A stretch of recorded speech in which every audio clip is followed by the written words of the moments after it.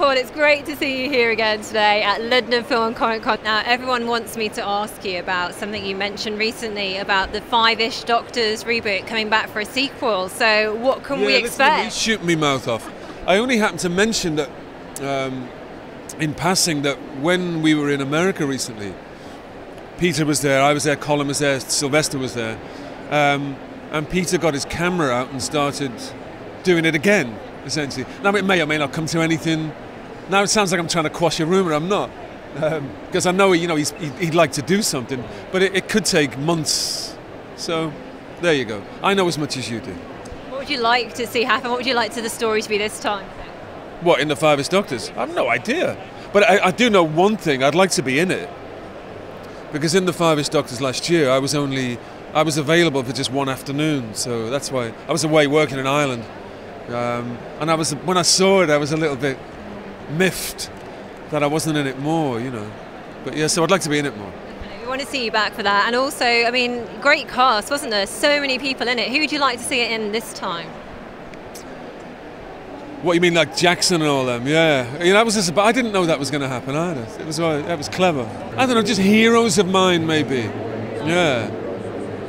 I don't know. I suppose they'd all be sort of dead radicals and World Cup winning football players and things like that. And Kenny Dalglish. Yeah, I'd like to see Kenny Dalglish in it. The Five Doctors and Kenny Dalglish. There you go. Remember where you heard it first. But I'm not trying to start a rumour. All right. Just make it happen. Just make it happen for me. Yeah, and I'll be there. I assume again that it would be Peter Davison writing and directing, I guess. Yeah, it would. And I think he did it really, really well last time. And I know it took him. He'd done similar things before, hadn't he? There was tiny things he'd done before. So he's obviously getting better at it.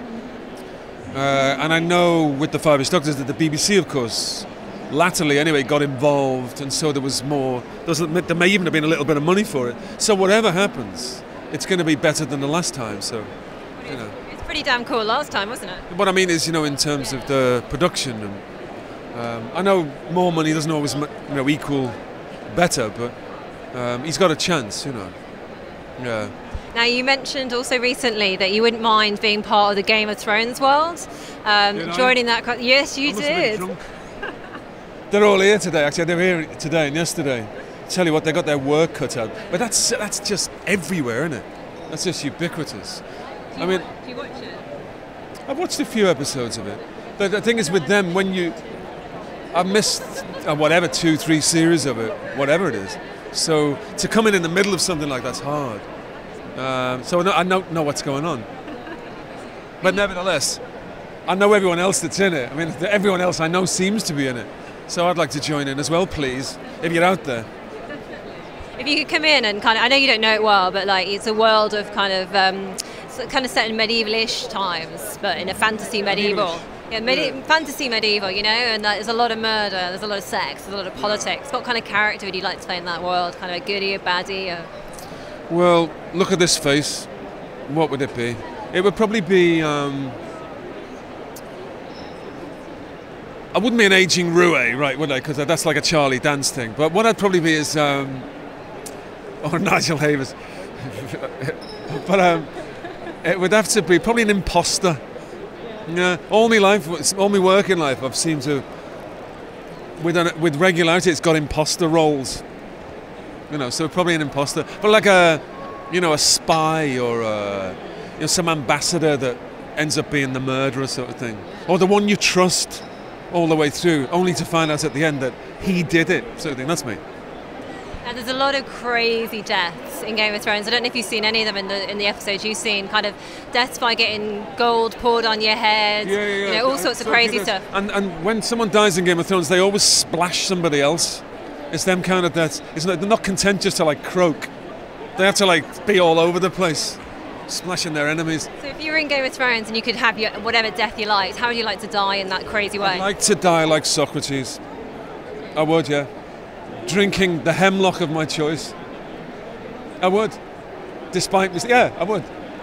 Just like Socrates. He's my hero, Socrates. Really? Yeah. Maybe you could get into the Five-ish Doctors reboot. That's right. I know, because they've already done it, didn't they? With Back to the Future, they had Socrates in. Was it Back to the Future? No, Bill and Ted. They went back and they made Socrates. They met Socrates. Yeah, it's been done, sadly. You mentioned Charles Dance there. So there's this rumour going around the internet at the moment that Charles Dance... There is, I know, it's crazy.